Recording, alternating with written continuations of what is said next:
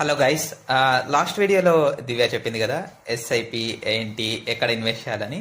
ఈ వీడియోలో మనం ఎస్ఐపి అంటే ఏంటి, అసలు దానివల్ల యూసేజ్ ఏంటో తెలుసుకుందాం. డిపెండ్స్ ఆన్ మన గోల్. మనం ఐదర్ ఈక్విటీ కానీ డెట్ మ్యూచువల్ ఫండ్స్లో ఇన్వెస్ట్ చేస్తాము. Debt mutual funds especially FD replacement కానీ ఆర్ఎల్స్ సేవింగ్స్ అకౌంట్లో మనం పెట్టకుండా ఉండడానికి యూస్ చేసుకుంటాం. Coming to equity mutual funds, depends on మన గోల్స్. ఇక్కడ చాలా వేరియస్ టైప్స్ ఉంటాయి. Large caps, mid caps, small caps, micro caps, multi caps and flexi caps, ఇలా చాలా వేరియస్ టైప్స్ ఉంటాయి.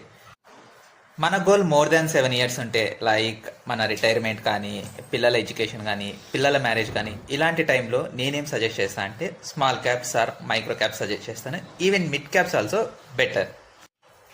ఇన్ కేస్ మన గోల్ లెస్ దెన్ 7 years ఉంటే small caps or else micro caps side అస్సలు చూడొద్దు, ఎందుకంటే వాలటైలిటీ చాలా ఎక్కువ ఉంటుంది.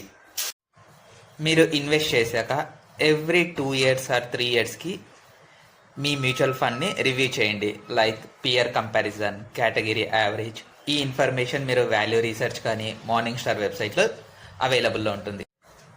To get these type of information, follow this channel and stay tuned for next video.